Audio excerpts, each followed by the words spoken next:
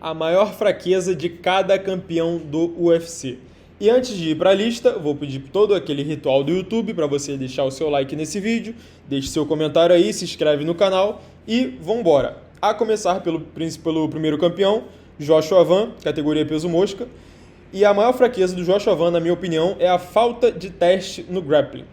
Bom, se você for olhar, o Joshua Van, em toda a sua carreira no UFC, ele só pegou striker. Na verdade, eu acho que esse Tsuruya aqui era mais ou menos um grappler ali, mas assim, quem é Tsuruya, né? O único cara da elite mesmo que o Joshua Van enfrentou nessa categoria foi o Brandon Royval. E o Brandon Royval, que é um striker, ele fez o jogo do Joshua Van nessa luta. Então, um cara que com certeza ia testar o grappling dele de verdade era o Alexandre Pantoja, mas na luta foi aquela desgraça que todo mundo viu. Alexandre Pantoja acabou se lesionando e não teve luta. Agora, na próxima luta do Joshua Van, mesmo se for contra o Pantoja, mesmo se for contra o Tatsuro Taira, que é um baita grappler e tá no topo da categoria, eu acho que o Joshua Van vai levar atraso. Então, pela falta de teste dele nesse quesito, que é o grappling, eu coloco essa como a maior fraqueza, esse maior buraco no jogo do Joshua Van. Próximo cara, Peter Yan. Peter Yan, que é um robozinho, o cara te analisa completamente, muito, muito versátil, o cara sabe fazer de tudo, mas qual que é a maior fraqueza dele? Na minha humilde opinião, é o fato dele ser muito passivo no grappling, principalmente quando pegam as costas dele.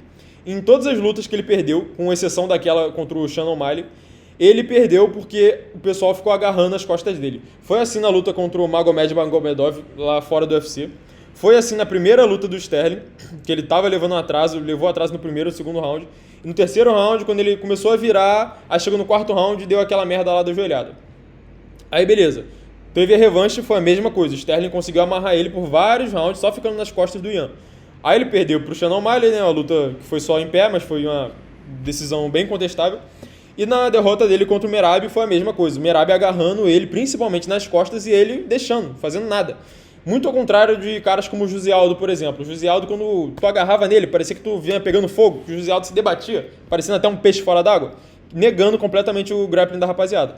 Então vamos ver numa eventual luta dele contra o Omar no Magomedov, como é que ele vai se portar. Porque o Omar vai vir pra agarrar ele. Vamos ver se ele vai ter um skill para poder se defender ativamente contra o grappling do Omar. Ele teve isso contra o Merab, né? Não deixou o Merab se aproximar. Inclusive, ele propôs o grappling, né? Ele conseguiu quedar mais o Merab do que o Merab quedou ele nessa luta aqui, mandou muito bem.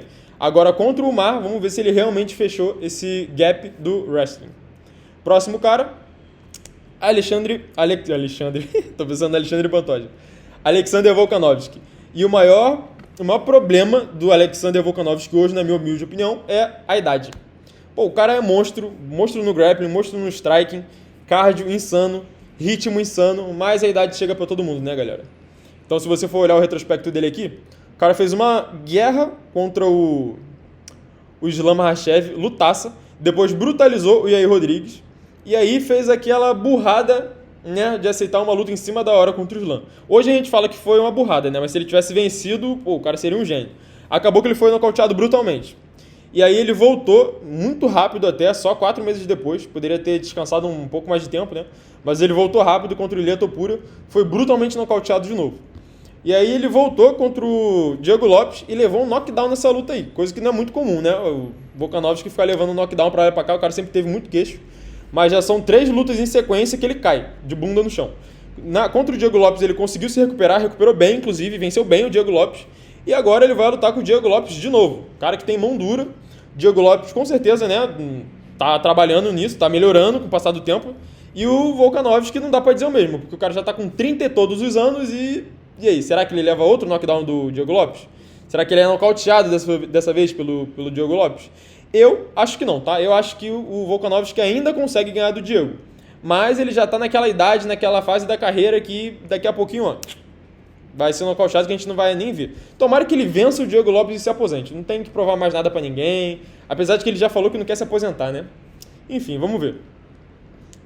Próximo cara, Ilia Topuria. E ó, confesso pra vocês que isso aqui foi difícil, hein? Achar um buraco no jogo do Ilia Topuria foi bem difícil. O cara tá no auge. Ó, o cara é novo. O cara tem 28 anos, mano. O cara tem nem 30 anos ainda. O cara tem queixo duro. O cara tem um grappling bom, que ele veio do wrestling, né? O cara tem um striking primoroso, nocauteador, mão dura. Então, assim, o cara quase não tem buraco no jogo. Mas se eu fosse dizer alguma coisa, algum erro dele, principalmente do striking dele, seria que ele é muito suscetível a levar chute alto. Não só naquela luta contra o Zalal, se não me engano tem uma luta de fora do UFC, que ele levou um chute alto, ele chegou a balançar também. E na luta contra o Zalal, contra o Jai Herbert. Foi contra o Jai Herbert. Ele levou um knockdown brutal de chute alto, assim, entrou limpo. Foi num cruzado que ele tentou dar, ele errou o cruzado, ele acabou girando, né, hiperestendeu o golpe. E a canela do Jai Herbert entrou limpa na cara dele. Só que aí o cara, né, no poder da juventude, o cara duro pra caramba, caiu de bunda no chão com o olho aberto, nem chegou a apagar nem nada, e já agarrou na cintura do Jai Herbert, voltou e nocauteou o cara. Então, assim, até quando exploram a fraqueza dele, o cara consegue vencer a luta, e vencer bem. O cara é um espécime, né? Bom, próximo cara, Islam Makhachev. Pra mim, o lutador mais completo do UFC hoje, é o meu lutador favorito, tá, rapaziada? O cara com o striking de elite, o cara com grappling de elite, nem se fala. O cara que tá com gás, tá? Porque a galera falava do gás dele, que não sei o que, não sei o que lá. Ainda mais na última luta. É porque, assim, a última luta ele também não foi muito exigido, né? Mas mesmo numa guerra contra o Volkanovski, ele conseguiu render até o último round. Então, assim, o cara completíssimo, a finalização, a nocaute, é tudo. Mas, se for analisar todas as lutas dele, principalmente a luta contra o Volkanovski, a primeira luta contra o Volka, que foi a luta que ele mais passou perrengue, qual que é um buraco, uma dificuldade que ele enfrentou? Foi quando ele pegou um cara mais baixo do que ele. E por incrível que pareça, para alguns podem até parecer uma desvantagem, né? Ser mais baixo do que o seu oponente. Mas pro estilo do jogo do Makhachev, que é muito baseado no grappling, como é que foi aquela luta contra o Volkanovski? O Volkanovski que é baixinho e que tem uma envergadura alta. Assim, o Volkanovski, ele não é o típico baixinho, tipo, que tem um braço curto, que nem o Joshua Van, por exemplo. O Joshua Van, se não me engano, tem a menor envergadura do UFC, pelo menos entre os homens. O Volkanovski não. O Volkanovski ele é baixinho porque ele tem uma perna curta, mas ele tem um tronco mais longo e o braço longo. O cara parece tem até um shape de gorila. Tipo, a mão do cara vai lá no joelho, mano. Parece até o Michael Chandler. O Michael Chandler também é assim. Ele tem uma perna curta, né? O cara tem uma estatura baixa, mas é uma envergadura alta. Então o Volkanovski conseguiu medir a distância muito bem, ficou numa distância bem confortável. Só que quando o Makhachev entrava em queda, ele abaixava muito e ele não conseguia chegar nas pernas do Volka. Ele chegava na cinturada e tal ali, só que ele não conseguia, não era aquela queda bem na bolinha do joelho, tá ligado? Igual o Khamzat faz contra os caras, que o Khamzat abaixa o nível pra caramba, ele vai lá no teu pé. O Makhachev, ele não costuma ir lá no teu pé. Principalmente em caras mais baixinhos, como o Volkanovski, ele teve essa dificuldade. Então, se ele pegar algum baixinho aí, que tem uma defesa de queda boa, que tem um striking bom, né, não sei, né, pode ser que ele enfrente alguma dificuldade. Então, essa eu acho que é a fraqueza do Islam Makhachev. Próximo cara, Khamzat Chimaev, e essa daí não deve ser surpresa pra ninguém, que é o gás do Khamzat Chimaev. E não é pra menos, né, rapaziada? O cara tem o primeiro round mais avassalador de todos, provavelmente o primeiro round mais sinistro do MMA. O cara parte pra cima, desembestado, queda baixinha, praticamente indefensável, ninguém conseguiu parar as quedas do cara ainda. E passando dessa primeira tormenta, do primeiro, do segundo round, aí sim o cara começa a arrefecer. A gente viu isso contra o Durinho, a gente viu isso contra o Usman, e inclusive o Usman conseguiu ganhar o último round dele, teve até árbitro que viu essa luta pro Usman, que viu essa luta como empate, na verdade. Mas pode ser que o cara que conseguir parar o primeiro round do Chimaev, defender bem ali das quedas dele e tudo mais, levar o Chimaev para águas profundas, explorando esse gás dele, esse gás meio questionável dele, aí sim pode ser que o Lobo enfrente sérias dificuldades. Mas fora isso, meu amigo, o cara é duro, hein? E já provou que tem queixo também. Agora, peso meio pesado, Poatan, o principal buraco no jogo do Poatan, na minha opinião, é o wrestling defensivo dele, que é bem questionável. Pra falar a verdade, o Poatan, ele nunca foi tão exigido assim no wrestling. Que se você for olhar o retrospecto dele, olha quem ele enfrentou. Cadê? Vamos voltar. Israel Adesanya, vamos tirar o Jan Blachowicz, que é essa luta que eu vou falar depois. Iri Prochazka, Jamal Hill, Iri Prochazka, Khalil Rountree e Ian Kalaev. Cara, todos esses caras aqui são strikers. Principalmente Khalil Rountree nunca deu uma queda na carreira. Iri Prochazka, sei lá, deve ter se tentou 5 quedas na carreira foi muito.